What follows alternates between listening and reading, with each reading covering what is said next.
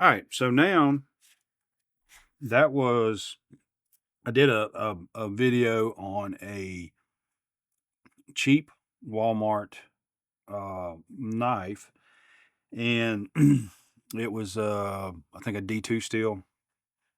This is a BCR 13 MOV, which I think is a higher low grade, if there's such a thing, a higher low grade type of steel. I think it's a little better uh, stain and rust resistant, a little harder than your super cheapos, but still cheap. I mean, this right here was less than $10 at Harbor Freight. Um, as a matter of fact, I picked it up whenever I picked up the little belt sander. Um, so this is a Gordon, and it is a 2.9-inch blade, precision edge, lightweight frame, compact design, durable construction, folds easily, which we will find that out. It is a thumb liner lock, smooth ball bearing pivot. Wow. So it's I guess it's ball bearing knives are cheap. I mean, I couldn't afford them as a kid, and now $10 one at Walmart and less than $10 at Harbor Freight, and you got ball bearings in them. Composite handle, which seems like everything's got a composite handle nowadays. Liner lock, secure blade, drop point blade design. 4.2-inch closed, 7 overall. So it's a little shorter than that one from Walmart. Thumb stud, adjustable belt clip or pocket clip. So we'll look at that because apparently you can maybe adjust that. And the item number is 57584. So let's go ahead and get this open. We're going to open a cheap knife with a cheap knife.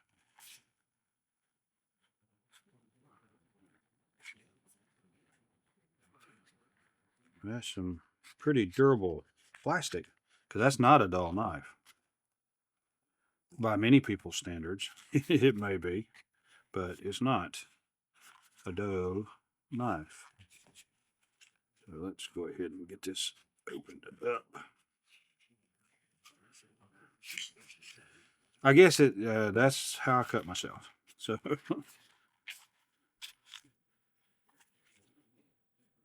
getting a collection of them little things. And that's a little protective sleeve. So the clip moves. That's not good. Your screws are moving with it. So, but again, cheap. Okay, remember, always cheap. I don't know what you got gimping back there for. And I can't tell. Apparently, yeah. So you can adjust this knife for tip up or tip down, and I'm used to tip down, so I'm going to change that. That is a, I don't know. It's a Torx screw of some sort. I don't know. I think, well, yeah, let's go ahead and do it just because, so you can see it. Find some Torx bits.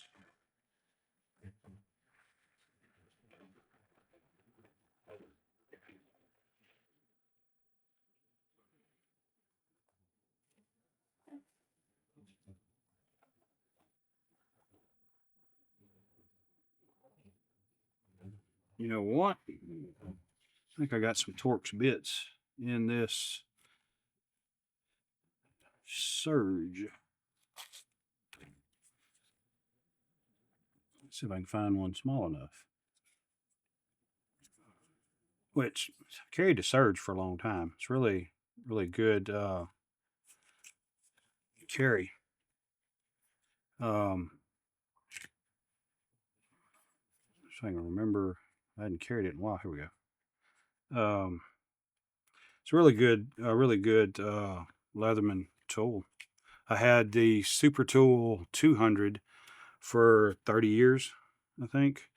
Let's make sure this fits. And yep, I had the Super Tool 200 for 30 years, and it finally, over the years, it had some damage because I used and abused it. I literally used it. I got it as a Christmas present from my in-laws years and years ago.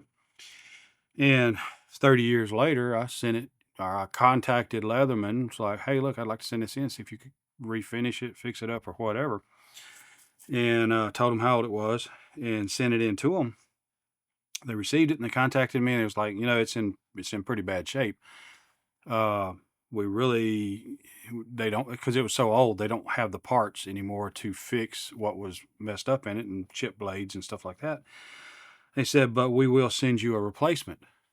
And so they did. If I wanted to, I mean, it was my choice. And so I told them, sure, go ahead. And so they sent me a Super Tool 300, which I think is the next level up from there. And I've got it. This is the old Multi-Force Ozark Trail that Walmart had for a little while, which is a knockoff of this one, and really good. I mean, I actually snapped one side of the tip off and reformed it. But the problem with this one is in the grip. It'll slip by down here in some cases. But anyway, that's not what we're talking about.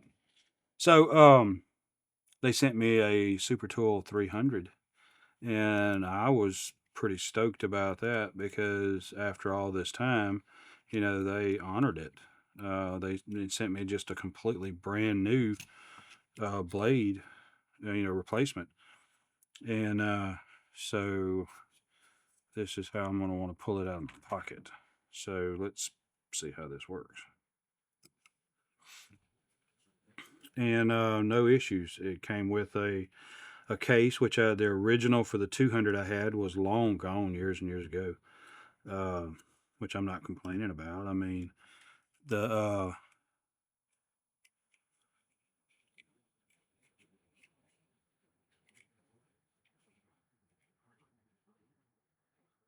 oh yeah, I was worried. I thought maybe I'd stripped it.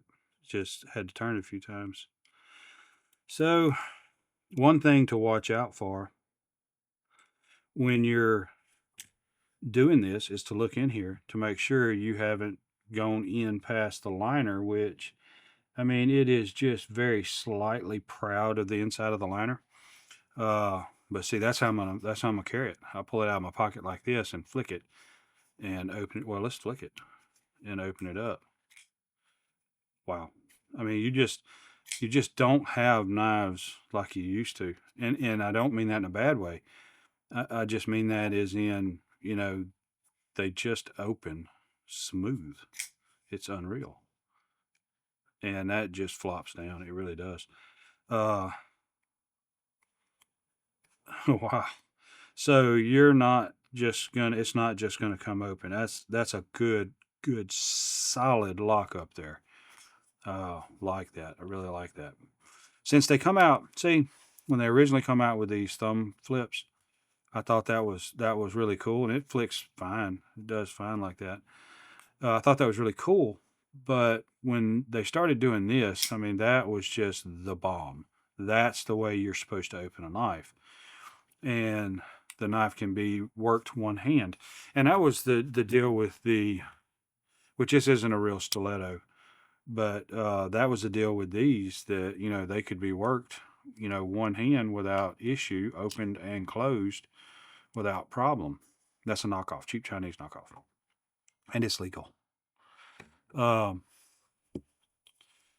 so this, let's see, that doesn't feel sharp, but that's deceptive when a knife is truly sharp.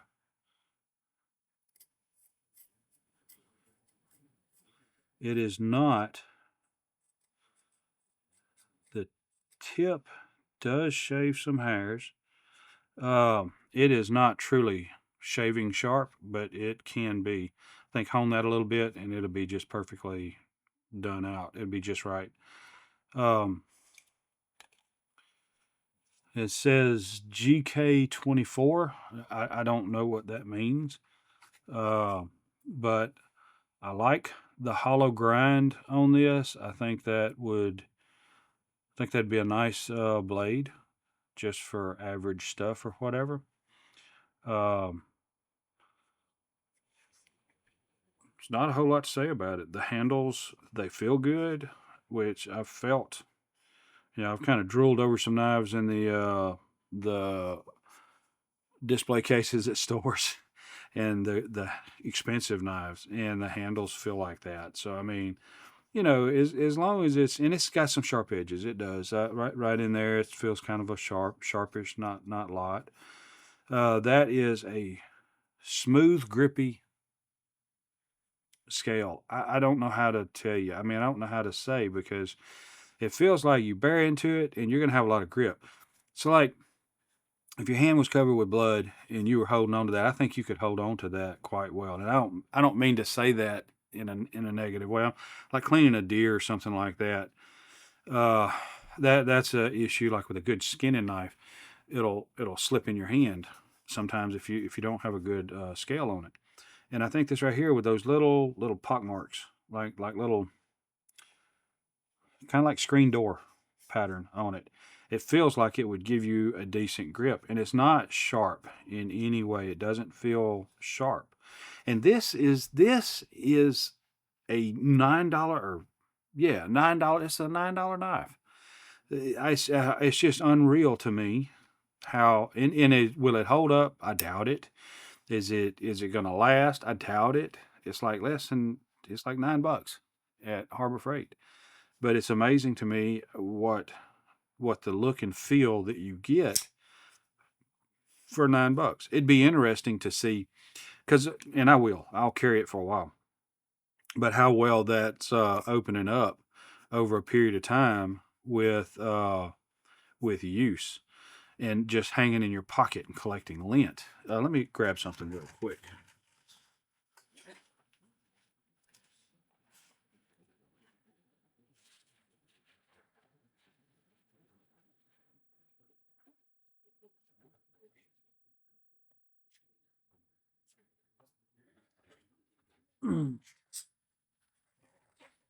Is this right here? This is El Cheapo Walmart Ozark $7 knife. It flops open just fine. What kind of steel is it? Probably nothing special. Didn't even pay attention to it when I got it. Uh, but this was my last everyday carry. And I carry two like this. One of them's like this, one of them's gray. And I don't know if you can tell, but I boogered up the tip. And so this went in a drawer. I mean, I can fix that. I can straighten that tip out and fix that. Uh, but it's so cheap, it wasn't worth it. So that went in the drawer, and another one exactly like it went back in my left pocket. And I carried this one for a while, which I really like this one. Uh, and it's not adjustable in any way. Uh, this is a ballistic elk ridge. I don't think there's anything special about it. It's a cheap knife. Let me see what I can see on this thing.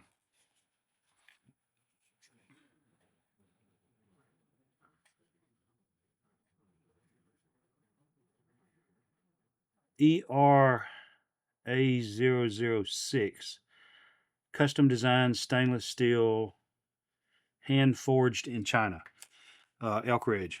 And I got this at like a trade show at one of the local places. You see, I carried it for a while and I used it, and it's no longer.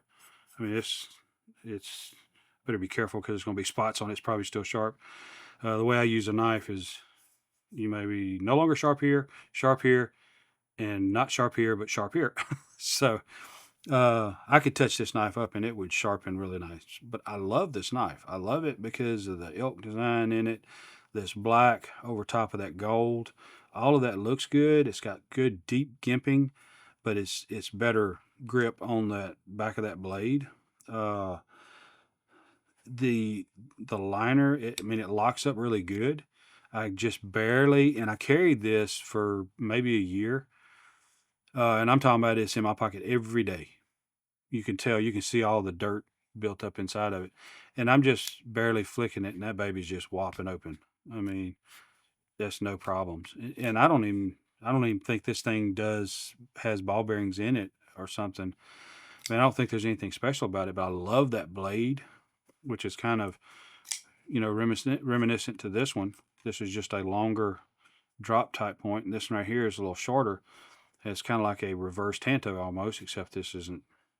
It isn't at all.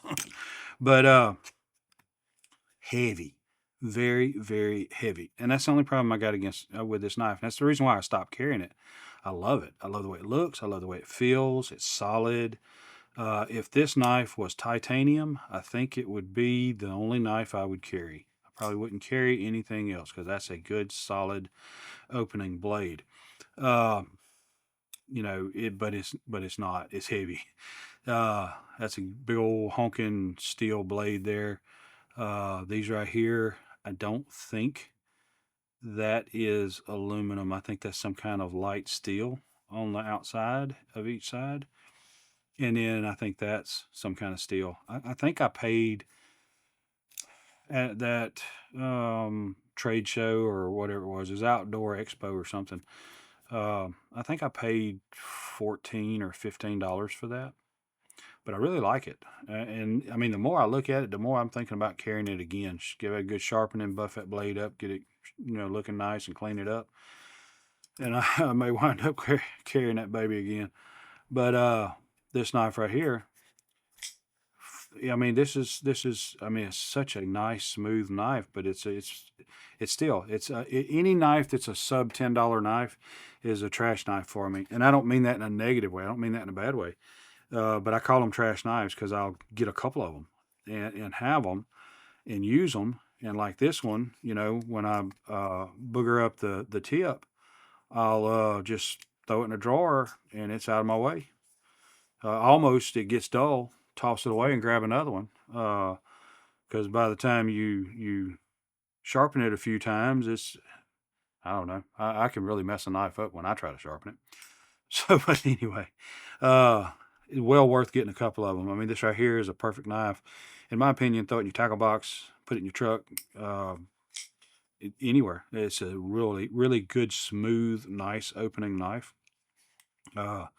And the steel is not special, but it's okay. It's not it's not nothing to write home to mom about, but at the same time I think the steel is more than acceptable.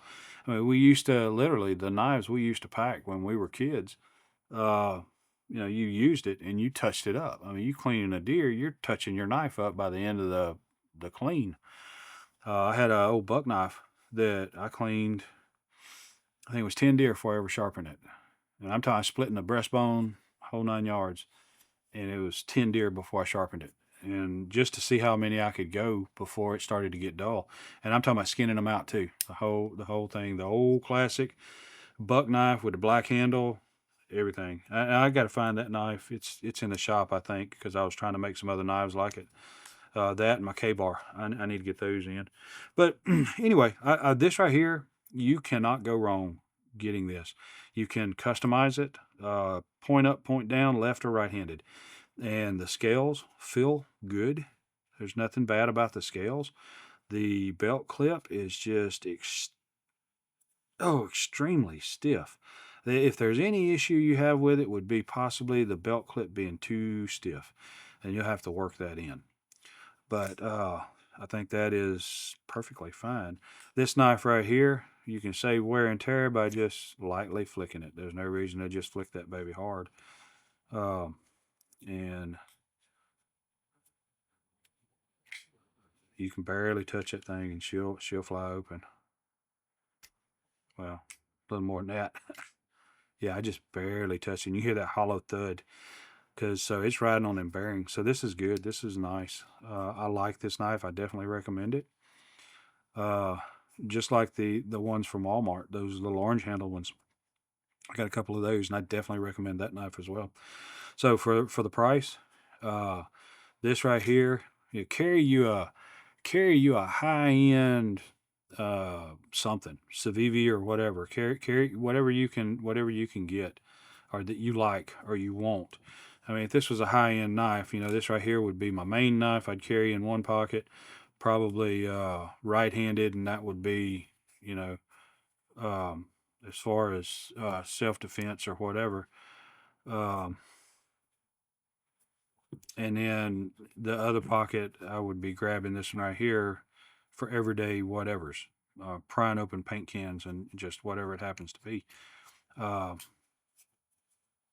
Definitely worth it. Definitely worth it. Now, time will tell, what you've got and how well it holds up. Uh, Blade doesn't, it does move a bare minimum, not a whole lot. It's not a whole lot of movement, but there is a little bit of movement, and it's solid lock up here. And now, I guess the only issue that I could possibly have with this blade is looking at it is it locks up almost to the far side over here. And so I would see that as being potentially a point that this knife would go down on the lockup. So one that locks up closer in the middle or to the left, it's going to wear and wear and wear and wear, and eventually it's going to be all the way to the right hand side, but it's still going to be locking up. So more and more years and years of use, because that liner lock wears out. Then I mean, you're going to start getting this flippy flop up and down in your blade because the tip of this liner lock has loosened up. And so that I can see, and I don't know if they're all like that, which I may get another one of these. Look, cut myself. I might, I may get another one of these just to have as a backup for whenever I eventually tear up the tip on this, because I'm going to do it. I mean, there's no doubt about it. I'm going to mess the tip up. And that's why I get these in my what I call trash knives, because it's no big deal to tear them up and swap it out for another one. Now, just say this right here was a $50 knife, then I wouldn't want to pry on it. Although it's a hefty blade, I mean, I wouldn't want to pry on a blade like that. So, anyway, just food for thought. I think it's definitely a knife worth getting, worth having, uh, and kind of go from there. Uh, you're not out anything if you tear it up. Tackle box, truck, whatever. Have them all over the place. I think it's definitely worth buying. Thumbs up. Let's see if we got anything else to look at.